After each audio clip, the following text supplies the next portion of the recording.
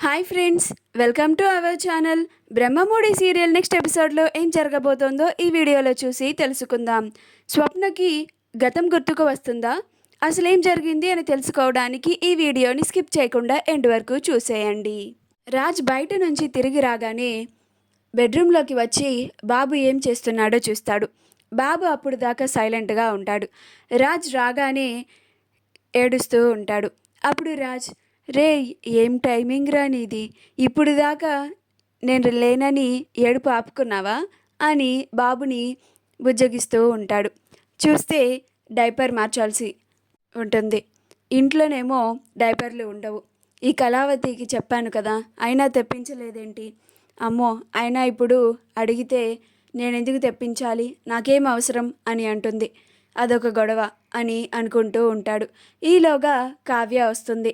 అప్పుడు రాజ్, ఎక్కడికి వెళ్ళావు అని అడుగుతాడు. అప్పుడు కావ్య, నేనెక్కడికి వెళ్తాను, బయటికి వెళ్ళొచ్చాను అని అంటుంది. అప్పుడు రాజ్, అదే ఎక్కడికి వెళ్ళావు అని అంటాడు. అప్పుడు కావ్య, బాబుకి డైపర్స్ని కొనడానికి వెళ్ళాను అని అంటుంది.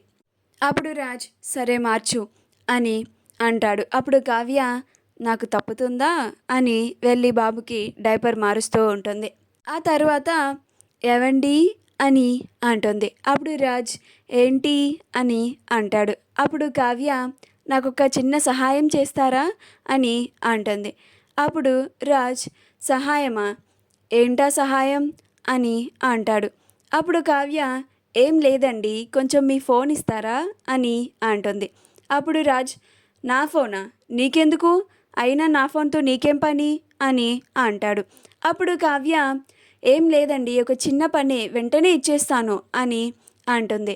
అప్పుడు రాజ్, నో, అస్సలు కుదరదు అని అంటాడు. అప్పుడు కావ్య, నేనేమి మీ మొబైల్లో ఉన్న అంతర్జాతీయ రహస్యాలని కనిపెట్టి బయట పెట్టనులేంటి, ఇవ్వండి, ఒక చిన్న పని అని అంటుంది. అప్పుడు రాజ్, నేను ఇవ్వనంటే ఇవ్వను అని అంటాడు. అయినా నీ మొబైల్ ఉందిగా నీకు అని అంటాడు. అప్పుడు కావ్య, ఒక చిన్న అర్జెంట్ కాల్ చేసుకోవాలండి, నా మొబైల్లో బ్యాలెన్స్ లేదు అని అంటుంది. అప్పుడు రాజ్, సరే తీసుకో, కాల్ చేసుకో, మాట్లాడుకో అని ఇస్తాడు. అప్పుడు కావ్య వెంటనే కావ్య ఫోన్ కూడా తీసుకొని బాల్కనీలోకి వచ్చి రాజ్ ఫోన్ అంతా చెక్ చేస్తూ ఉంటుంది. రాజ్కి వచ్చిన రీసెంట్ కాల్స్ అన్నిటినీ చూస్తుంది. అప్పుడు అక్కడ రీసెంట్గా వచ్చిన నెంబర్ని, తన నెంబర్ నుంచి అప్పుకి ఆ నెంబర్ని ఫార్వర్డ్ చేసి అప్పుకి కాల్ చేసి ఇలా అంటుంది. హలో అప్పు, నేను నీకు ఒక ల్యాండ్లైన్ నెంబర్ని పంపించాను, అది ఎవరిదో నాకు కనుక్కొని చెప్పు అని అంటుంది. అప్పుడు అప్పు, అలాగే అక్క, నేను కనుక్కొని నీకు కాల్ చేస్తాను అని అంటుంది. ఆ తర్వాత కావ్య సరే అని కాల్ కట్ చేస్తుంది. కావ్య వెనక్కి తిరిగి చూడగానే రాజ్ ఉంటాడు. అప్పుడు రాజ్, నీ మొబైల్లో బ్యాలెన్స్ లేదన్నావు అని అంటాడు. అప్పుడు కావ్య, ఇప్పుడే మీ మొబైల్లోంచి వేసుకున్నానులేండి అని అంటుంది.